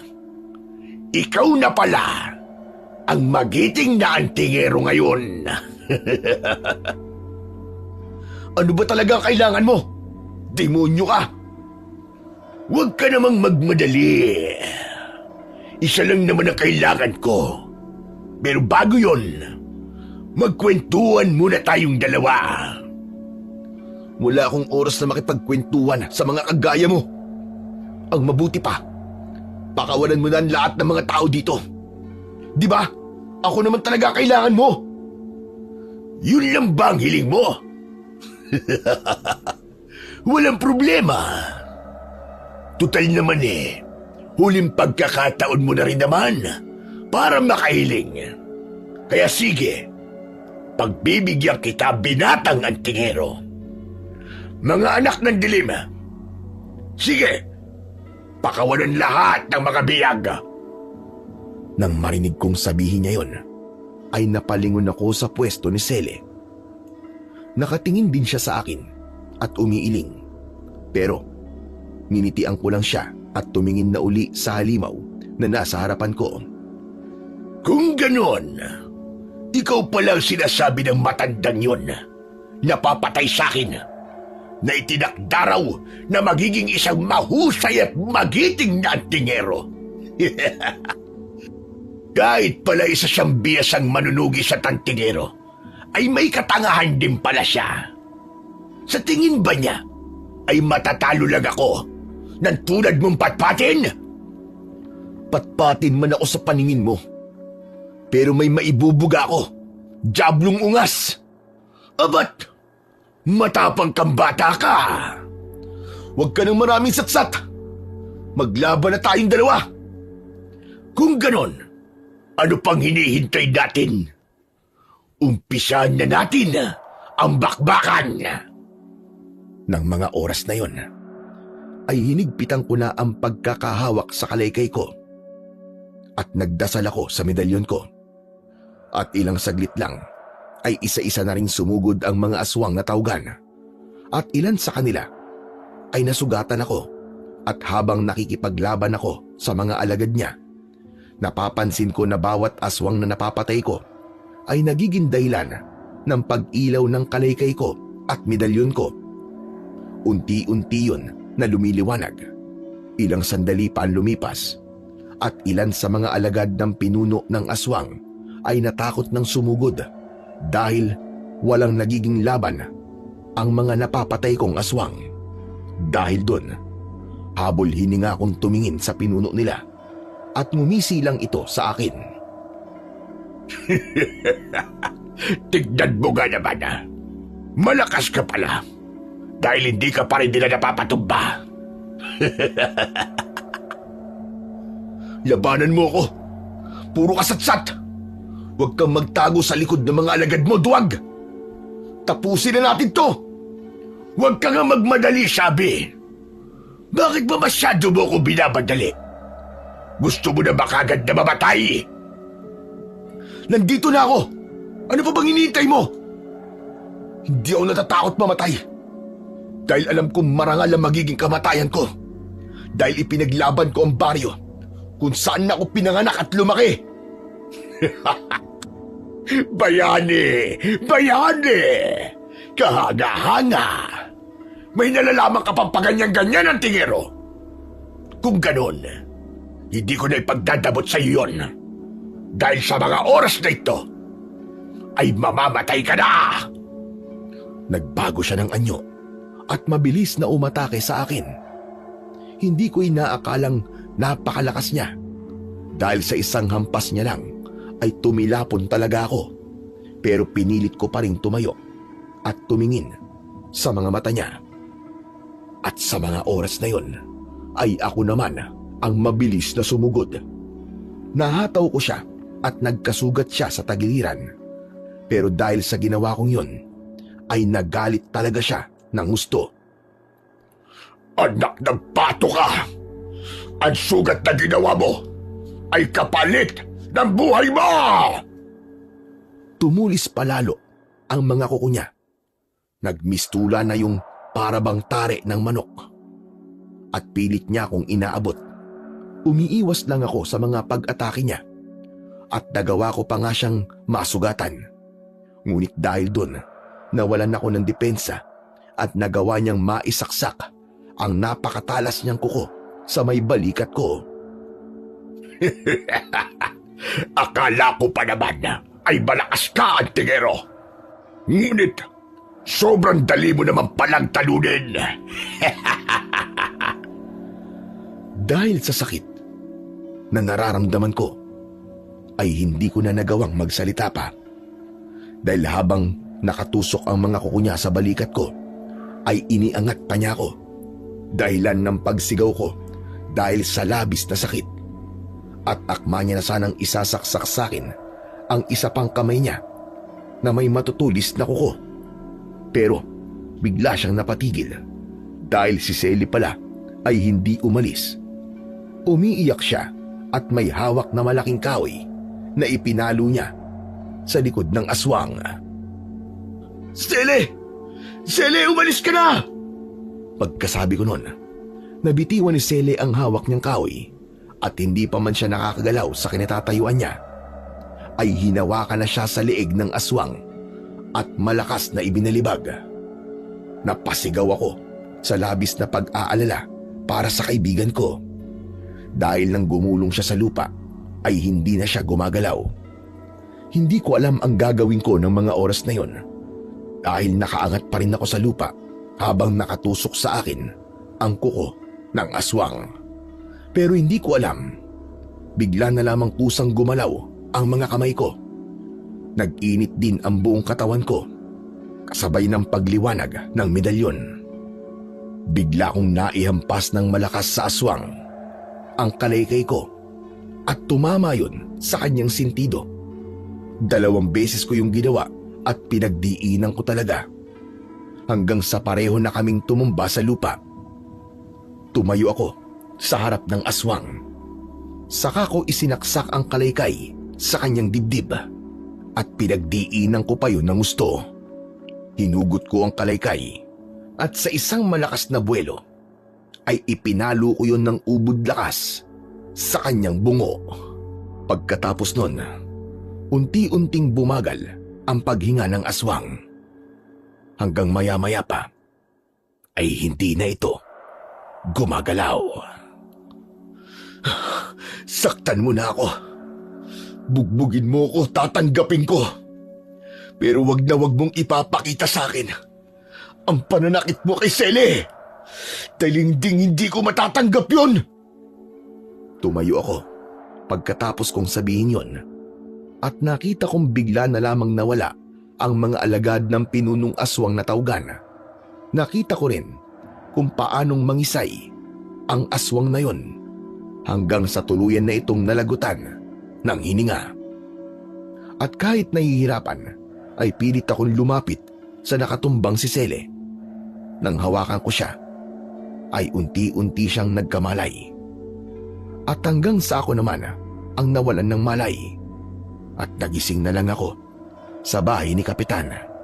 Nakabenda ang buong katawan at uupo sana ako nang bigla akong yakapin ni Selly habang siya ay umiiyak. Oh, ano yan? Ano nangyari sa'yo? Baliw ka!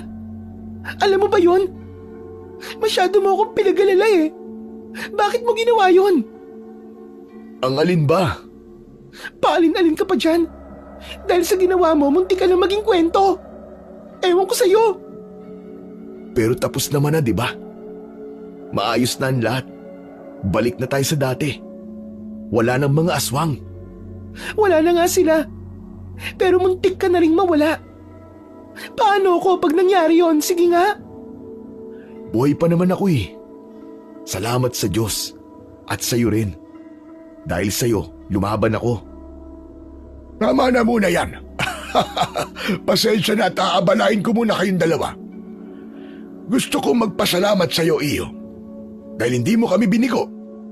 Malaya na ang baryo. At dahil doon, nandito ang buong baryo para magpasalamat silang lahat sa iyo.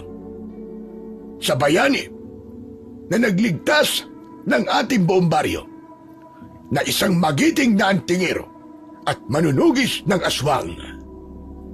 Napangiti ako nang isa-isang pumasok ang mga kababaryo ko. Kanya-kanya sila ng dala ng prutas at maiinom. Maliban doon, naramdaman ko rin ang totoong pagmamahal na dati ko lang pinapangarap. Magmula rin ng araw na yon ay wala ng aswang na gumulo pa sa baryo namin. Hindi na rin kami nangangalakal ni Sele dahil binigyan kami ni Kapitan ng negosyo. Nagtitinda na kami ng mga kakanin. At sa kasalukuyan, ang dati kong kaibigan ay misis ko na rin. Akalain niyo yon? Hindi ko inaasahan na kami pala talaga ang itinadhana sa isa't isa. May 2 kaming anak na pareho nang nag-aaral ngayon. Masaya na rin kaming namumuhay dahil mula noon, hindi na kami ulit nakaranas ng panggugulo na dulot ng mga halimaw.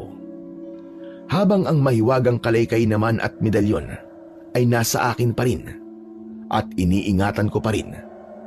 Para kung sakaling kailanganin ko ulit ay nakahanda ako para maging isang magiting na antingero at manunugis ng mga aswang. Yun lamang po, Sir Blair. Maraming salamat dahil isa ang kwento ko sa mga napili. At sana ay may napulot po kayo na magandang aral. Sa kwentong ating napakinggan, pinatutunayan lamang na sa mundong patuloy na umiikot, paalala sa atin na ang kapangyarihan at katayuan ay hindi kailanman dapat maging dahilan upang apihin ang kapwa. Ang tunay na lakas ay nasusukat hindi sa kung gaano natin kayang yurakan ng iba, kundi sa kung paano natin sila iangat kasabay ng ating pag-angat. Sapagkat nasusulat sa Galatia 6:7, huwag kayong padaya, ang Diyos ay hindi napaglalalangan, sapagkat kung ano ang itinanim ng tao, yun din ang kanyang aanin. Kaya sa halip na magtanim ng pang-aabuso, maghasik tayo ng kabutihan, paggalang at malasakit. At sa huli, ang tunay na tagumpay ay hindi nasusukat sa taas ng ating narating, kundi sa dami ng taong hindi natin tinapakan, kundi ating tinulungan, sapagkat ang puso na marunong magmahal at umunawa ang siyang tunay na itinataas ng ating Panginoong Diyos at kailanman ay hinding-hindi ibabagsak. Maraming salamat po sa walang sawa niyong pagsuporta at pakikinig sa aking mga YouTube channel. At huwag niyo rin pong kalimutang mag-subscribe at i-hit ang notification bell para sa mas marami pang makapigilininga na mga kwentong aswang at katatakutan mula sa mundo ng kababalaghan. Hanggang sa muli po, at pagpalain kayong lahat ng ating dakilang Diyos na siyang pinakamakapangyarihan sa lahat.